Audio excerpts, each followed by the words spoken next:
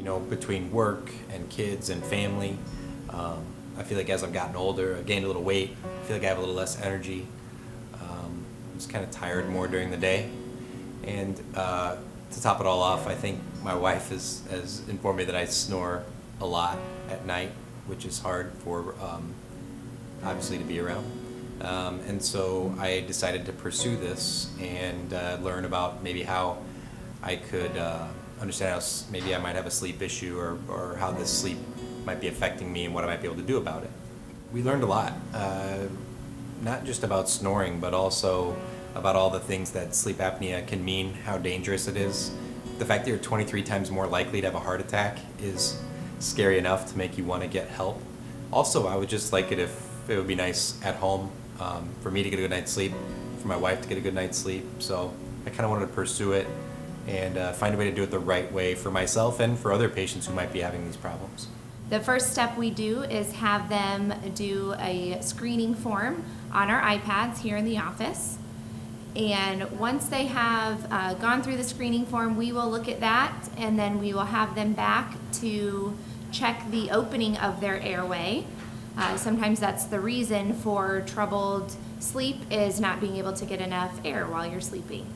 And so we check their airway, and then if we feel that there's something that we would be able to help them with, we send them home with the at-home sleep test that they can do in the comfort of their own home. We show you how to put it on, and you take it home, and then we get those test results back, and we do another screening of that where it is read by a board-certified sleep doctor to help us with the diagnosis and treatment phases following. All right, so we have our patient Josh here that we are going to screen to see the opening of his airway. So we have our tool here. We place it in the mouth, have the patient bite, and then we want them to breathe only through their mouth, so we have them plug their nose. I'll start the machine. Josh, just go ahead and breathe normally.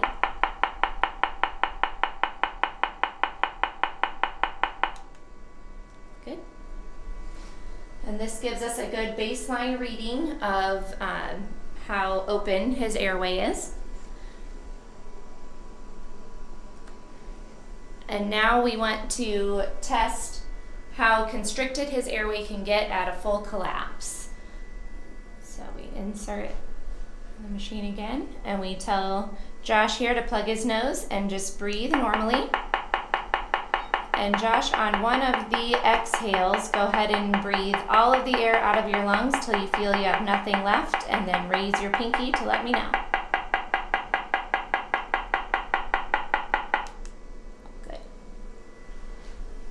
And then this reading tells us just how small his airway can get.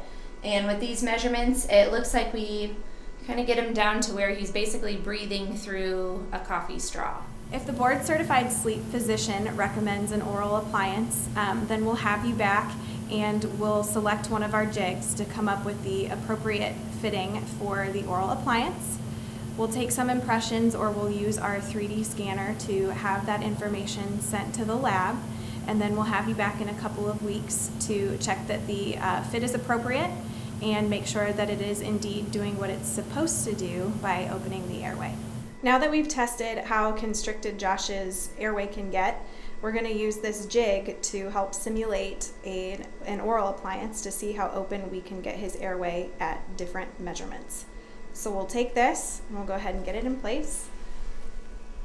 We're going to put this on the top teeth. Perfect, just like that. And then we're going to use our tool here again to test the difference between the baseline and now with our opening. So Josh, I'm going to have you, good. Go ahead and pinch your nose again. And again, breathe normal breaths. And on one of your breaths, I want you to breathe all the way out until you feel there's no more air left in your lungs, and raise your pinky.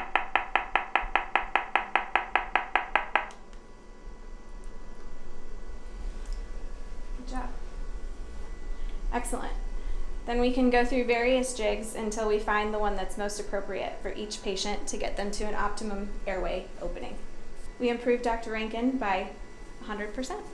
So this is my sleep appliance that we had made, and well, it's been about 2 weeks since I've got my sleep appliance. This is after we took impressions and it went to the laboratory, and now it's back. And I'm just in my first 2 weeks. While I've had the sleep appliance, there's been a few adjustments to be made, based on how it's going and my comfort. But now I'm able to wear it, and my wife reports that there's no snoring. And so she's sleeping better, I'm sleeping better. I feel way better at about 5 a.m. Than I used to when I was trying to get up early for work. So all in all, it's been a wonderful thing.